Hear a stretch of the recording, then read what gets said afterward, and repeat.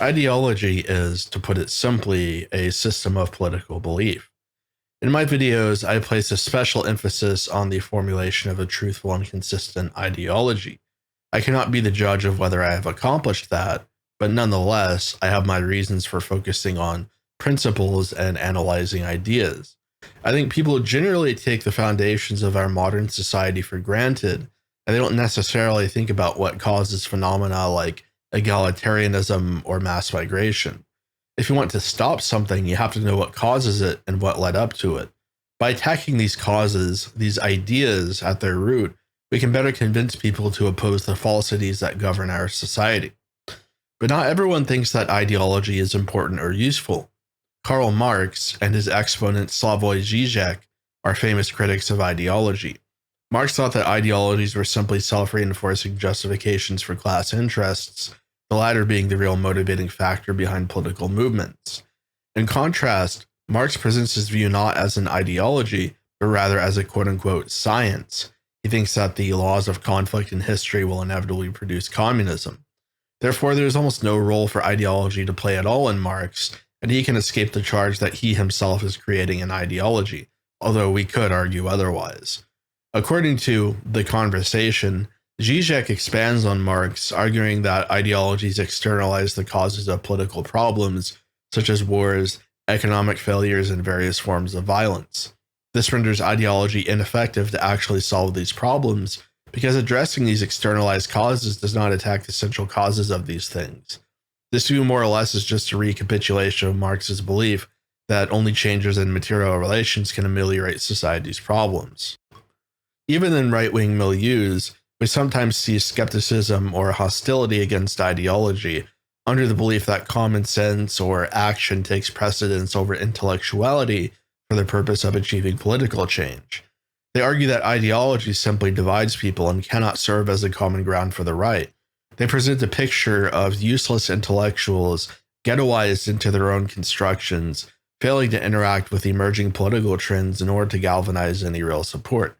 They operate on the traditional dichotomy of theory and praxis, even if the most concrete embodiments of right-wing thought in the modern world believed these things were not opposed.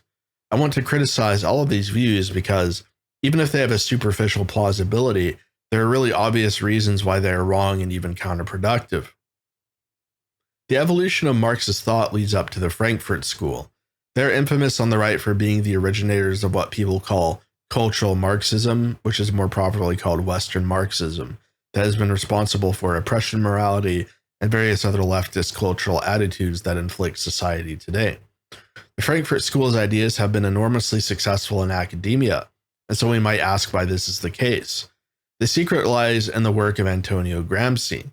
Gramsci's most influential idea was cultural hegemony.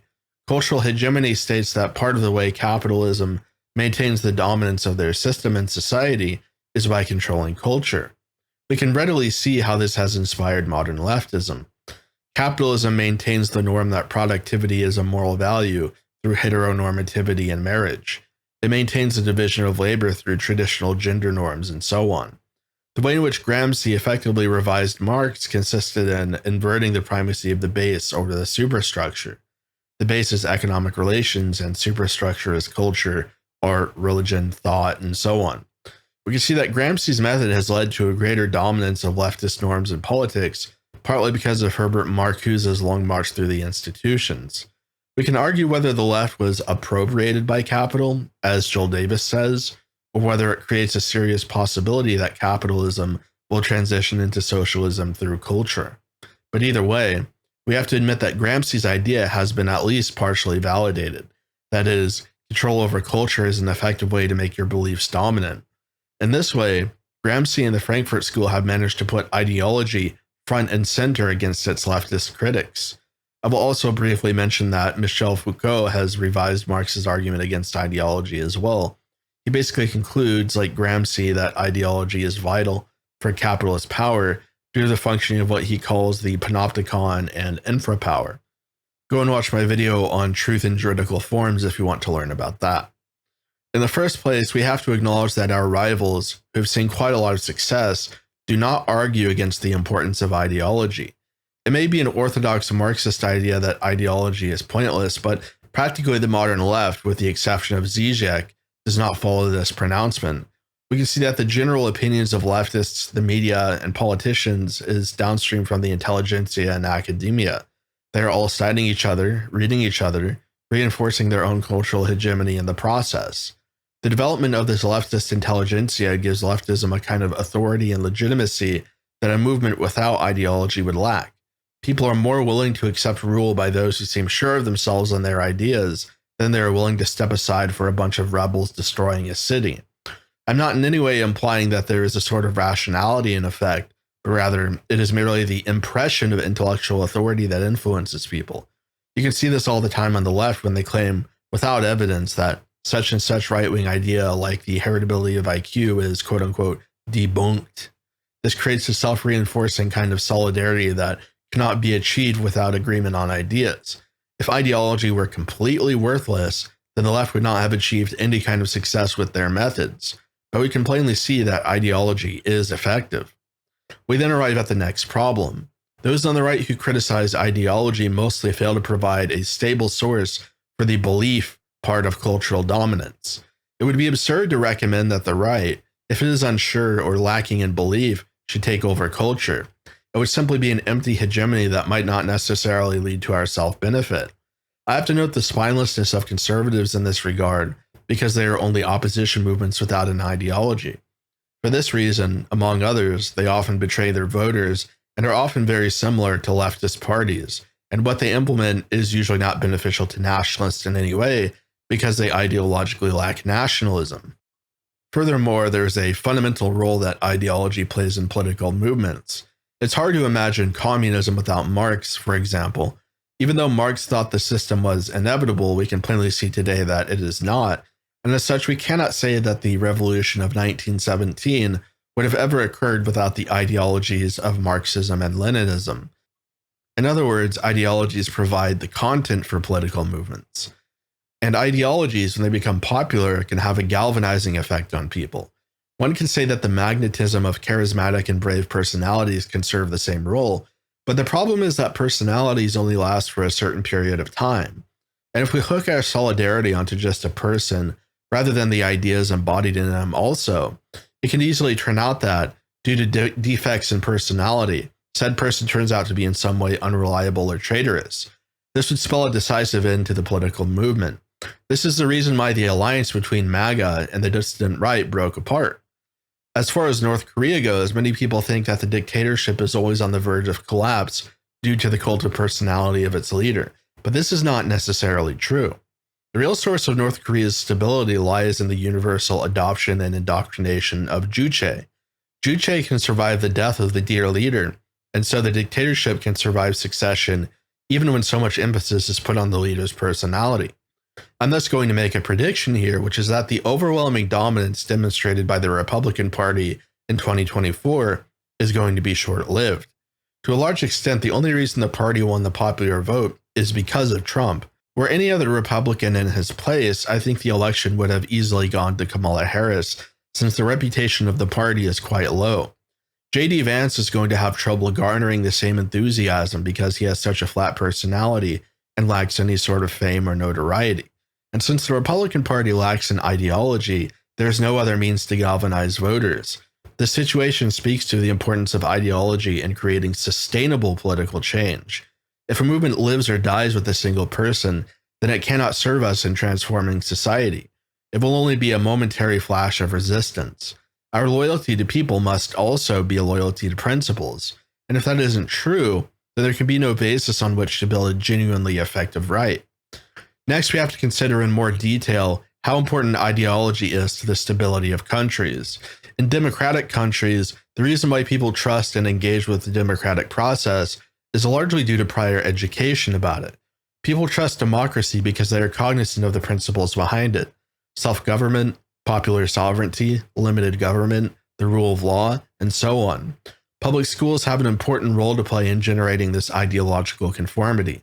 We can easily imagine that if democratic countries did not have public schools, then participation would drop off a cliff, there would be more civil unrest caused by distrust of the system, and people would tend not to respect or understand laws. In this way, Ideology serves as the underpinning of the legitimacy of any government and political movement. If it were not, then governments would not feel a need to indoctrinate students. I have to note the intense degree to which schools in communist Russia and China relied on indoctrination. We might think of the Little Red Book, for example. We might go even further and say that a large component reason why some political movements are successful is because they have an ideology to coalesce around. This is true of the American Revolution, the French Revolution, and the aforementioned Communist Revolution. Those movements that do not have an ideology, something like Occupy Wall Street, tend to sputter out without harnessing their potential.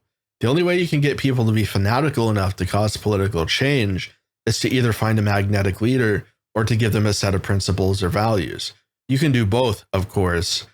There's then the problem of uniting a people around something. As Foucault said in an interview, quote, "The problem is, precisely, to decide if it is actually suitable to place oneself within a we in order to assert the principles one recognizes and the values one accepts, or if it is not, rather, necessary to make the future formation of a we possible by elaborating the question, because it seems to me that the we must not be previous to the question. It can only be the result, and the necessarily temporary result, of the question as it is posed in the new terms in which one formulates it," end quote. If people do not know what they are fighting for, or if different people are fighting for different things, then it's unlikely that any movement can achieve the unity necessary to accomplish its goals. In other words, we need to construct a we rather than to rely on its pre-existence. We cannot rely on common sense to do this for us, because there is no such thing as a sense that is common to everyone, especially not in politics. The free market is common sense to conservatives, but communism is common sense to communists. The basic fact is that certain dimensions of political belief are heritable, and so you cannot conceive of such a thing as a movement on the basis of common sense. It would be too heterogeneous. Common sense also might not be enough to diagnose the problems that we face in society. If civic nationalism is common sense, then we've already lost. We then have the question of the truth of ideas. James Burnham has a critique of ideology, and he more or less adopts Marx's definition, that ideologies are just self-referential masks for the interests of people who hold them. He doesn't think that ideologies can be true or subject to empirical verification, but as I said in my video on Burnham, I don't think this is necessarily the case. To demonstrate this, consider whether people left to their own common sense or people intellectually arguing for certain propositions are more likely to come up with a set of ideas and claims that are true. Common sense consists mainly of anecdotes and prejudices, while intellectuals tend to search for broader evidence for their points of view. We also have the possibility of a priori proofs for ideological elements, something that common sense cannot arrive at. If we think that believing something true is better than believing something false, then we cannot reject ideology. Finally, ideologies drive consistency, and consistency is important for us if we want to appeal to people. If our movement is seen as Machiavellian, dishonest, or worst of all, hypocritical, then we don't have a chance at securing victory. Consider how Sargon of Akkad's political campaign went. Our greatest rhetorical strength against the left is that what we talk about is true, and that we are willing to be open and honest with people about what we believe. We have evidence for our point of view. We can point to reality as proof that we are righteous rather than to appeal to some sort of invented moral conceit or fiction about human nature. Part of maintaining the strength of this rhetoric is to be consistent. Ideology implies rational thought because an ideology is fundamentally a system of beliefs. If we are inconsistent, then we are being dishonest, as we are presenting one face while turning the other. It has been very fruitful in convincing people on the fence to become rightists by pointing out the hypocrisies of the leftist elite. They praise diversity while destroying nation states. They believe in self-determination while denying the right of white people to self-determine. They are opposed to quote-unquote racism, but regularly discriminate against us. They champion the underprivileged while promoting policies that benefit the elite, and in a language that only the elite have the time to understand. They call for law and order while excusing their own riots. They fight against quote-unquote extremism while defending their own radicals. Anyone who knows these things cannot possibly accept leftism without becoming proof of its duplicitousness, and so it ends up convincing a lot of people and galvanizing the right. Western society has praised honesty as a virtue since the classical age, and people have internalized it as one of the most important values, even if they might not practice it. part of what is necessary is for us to be more consistent than our opponents in order to win people over. That doesn't mean we have to play fair. We can use law and power to fight against the left, just as they do against us. We don't have to kowtow to our rivals like the conservatives do. But what is important is that we do not lie. Having a consistent ideology guarantees that we can be upfront and honest to people. So I may have shown that ideologies serve vital roles in politics, but don't we have the same problem as we do with common sense, which is that belief can be so heterogeneous because ideologies are ghettoized that it cannot unify a political movement? This is certainly a problem, but I think the natural battle of ideas that takes place in our milieu filters and unifies ideologies to a sufficient degree. We have seen a general consensus on nationalism and some form of anti-capitalist economics in the dissident right, for example. Ideologies like neo-reaction, despite having some influence and a momentary surge in popularity, generally get weeded out. If they have any appeal at all, it's only to a small number of people, like, for example, J.D. Vance. To return to the point of departure, I think that even if people have ideological differences, they can still more or less accept other similar ideologies that serve similar purposes. It may only be a matter of time until the concomitant ideologies filter into the mainstream right. There are some signs of this occurring in Tucker Carlson, for example. I don't think it would necessarily alter the beliefs or the actions of politicians, but at the very least, we have to admit that popular support is one condition of accomplishing change. On this question, I must bring up an often cited study on ideology. It's called Social Consensus Through the Influence of Committed Minorities, and it states that when 10% of the population holds an unshakable idea, that idea tends to spread to the rest of the population. There's thus empirical support that ideology is effective and that we cannot discount it as an important part of the political process.